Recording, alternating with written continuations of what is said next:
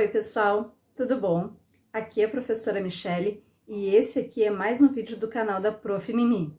E o assunto de hoje vai ser coesão e coerência. Mas antes, eu peço que vocês conheçam o meu canal, canal da Prof. Mimi, confiram os conteúdos dos últimos dias e se inscrevam. Certinho? Venham comigo!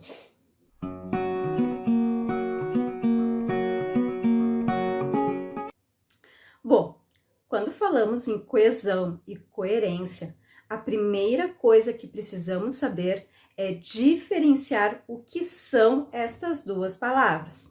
Vejamos então. A coesão é a ligação textual através de elementos linguísticos específicos. A coesão trabalha o sentido dentro do próprio parágrafo. Já a coerência é a relação harmônica que se estabelece entre as partes de um texto, em um contexto específico, e que é responsável pela percepção de uma unidade de sentido.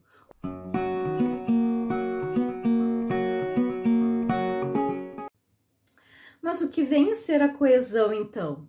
A coesão é a maneira como eu vou unir as palavras, é como eu retomo os termos dentro de um parágrafo.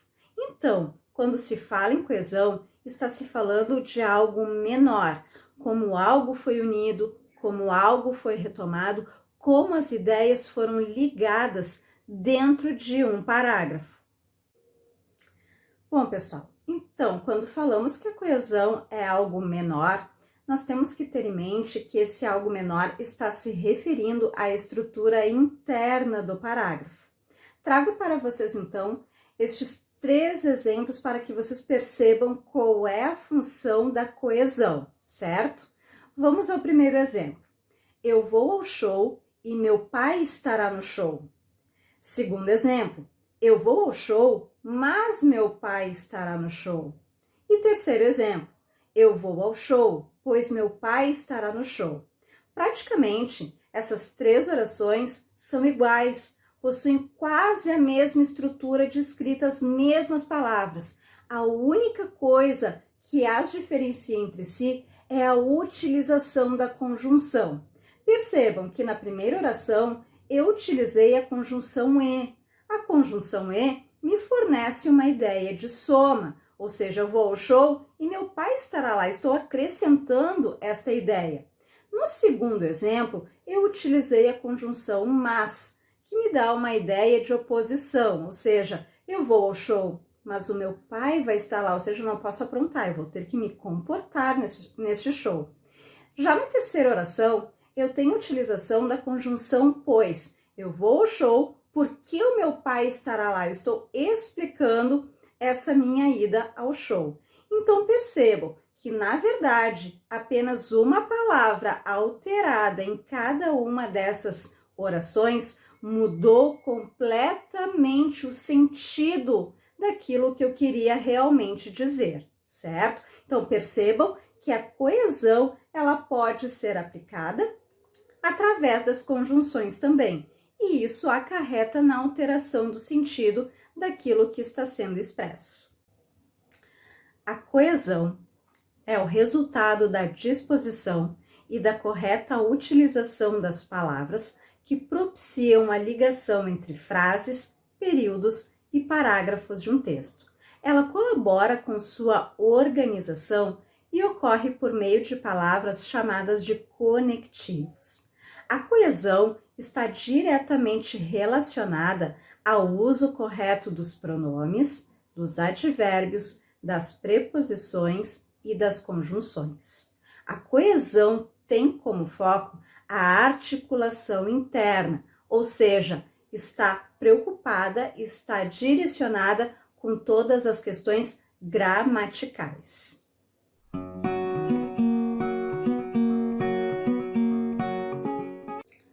Confira algumas regras que garantem a coesão textual.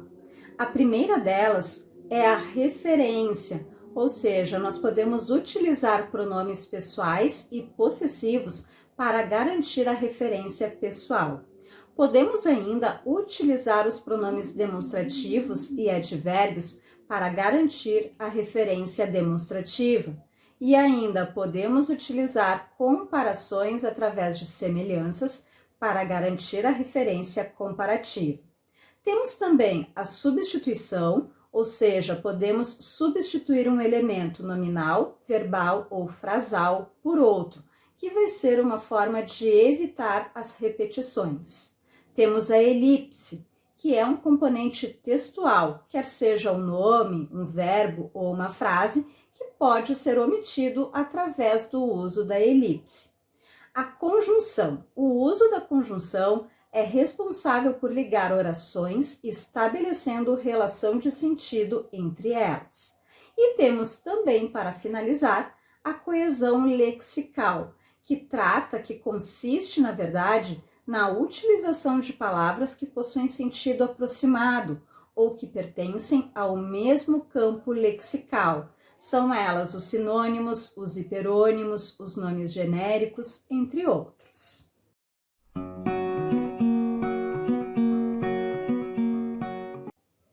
Já a coerência é mais ampla. Quando se fala de coerência, estamos falando do texto em si, na íntegra. Imagine que você está escrevendo um texto e você resolve abordar o seguinte tema: a questão da problemática dos estudos domiciliares durante a pandemia. No primeiro parágrafo, então, você vai apresentar este assunto, você vai falar dessa questão da problemática dos estudos domiciliares durante a pandemia, beleza? No segundo parágrafo, você vai começar a desenvolver os seus argumentos sobre a questão da problemática dos estudos durante a pandemia. No seu terceiro parágrafo, você vai continuar com esta mesma abordagem. Lá no quarto parágrafo, você resolve mencionar que pudim é muito gostoso. E aí, no seu quinto parágrafo, você retoma a sua abordagem e conclui todo o seu raciocínio sobre a questão da problemática dos estudos domiciliares durante a pandemia. Então, você consegue perceber que houve uma quebra na sequência da sua linha de raciocínio, ou seja, o seu texto ficou incoerente. A coerência textual é a relação lógica das ideias de um texto, que decorre da argumentação, que vem a ser o resultado dos conhecimentos do transmissor da mensagem. Bom, eu trago para vocês um exemplo de texto sem coerência. Observem. João Carlos vivia em uma pequena casa construída no alto de uma colina árida, cuja frente dava para leste. Desde o pé da colina se espalhava em todas as direções, até o horizonte, uma planície coberta de areia. Na noite em que completava 30 anos, sentado nos degraus da escada colocada à frente de sua casa, olhava o sol poente e observava como sua sombra ia diminuindo no caminho coberto de grama. De repente, viu um cavalo que descia sua casa. Bom, este texto apresentado, então, como exemplo, demonstra que a articulação interna do fragmento textual possui muitas inconsistências, ou seja, possui uma incoerência devido à falta de organização da linha de raciocínio. O pensamento não está harmônico, não foi organizado.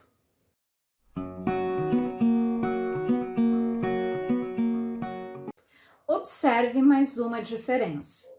Eram 18 horas, porém não vou ler agora esse documento e já fomos dispensados do trabalho. O fragmento é incoerente, pois não produz sentido. As três orações que compõem, ainda que próprias da língua, não apresentam uma relação clara de sentido entre si, estão desarticuladas. Se as mesmas orações aparecessem assim articuladas, haveria uma produção de sentido e nós teríamos a seguinte reprodução. São 18 horas. Não vou ler agora esse documento, pois já fomos dispensados do trabalho. Mais um exemplo para que vocês percebam a questão da coerência textual. O dia segue normal. Arruma-se a casa, limpa-se em volta, cumprimenta-se os vizinhos, almoça-se ao meio-dia, ouve-se rádio à tarde, Lá pelas 5 horas, inicia-se o sempre. Então, aqui nós temos um mini conto que apresenta poucos elementos de coesão, mas totalmente coerente. Já no seguinte fragmento, nós temos o seguinte: João vai à padaria. A padaria é feita de tijolos. Os tijolos são caríssimos. Também os mísseis são caríssimos. Os mísseis são lançados no espaço. Segundo a teoria da relatividade, o espaço é curvo.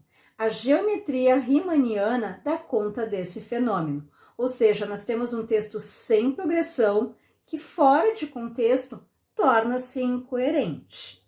Perceberam, então, a questão, a importância da coerência dentro de um texto, dessa progressão e organização de ideias, ou seja, nós precisamos cuidar a nossa linha de raciocínio.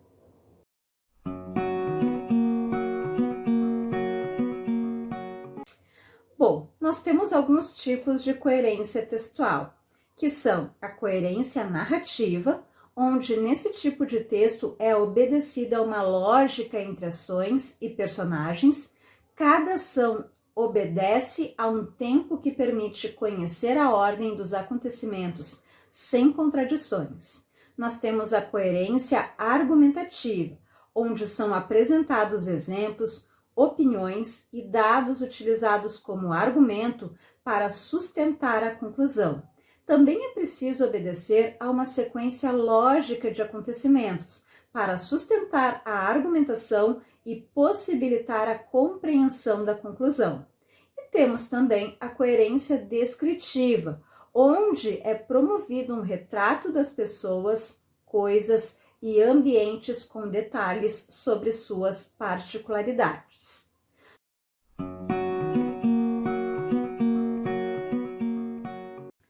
Nós temos também os fatores de coerência. São inúmeros os fatores que contribuem para a coerência de um texto, tendo em vista sua abrangência. Vejamos alguns.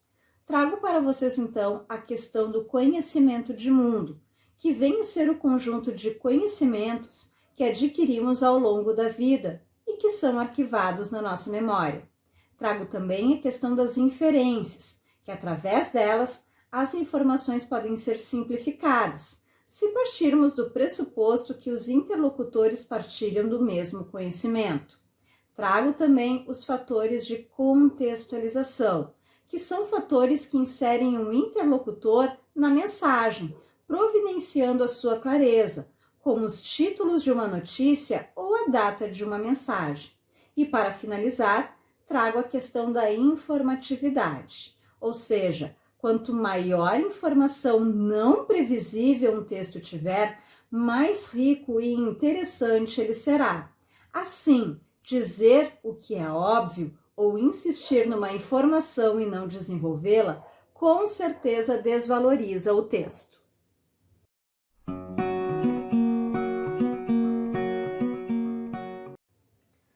Ainda temos os princípios da coerência textual, sendo eles o princípio da não contradição, como o próprio nome já diz, que ocorre quando as ideias não se contradizem e a lógica de um texto não é interrompida.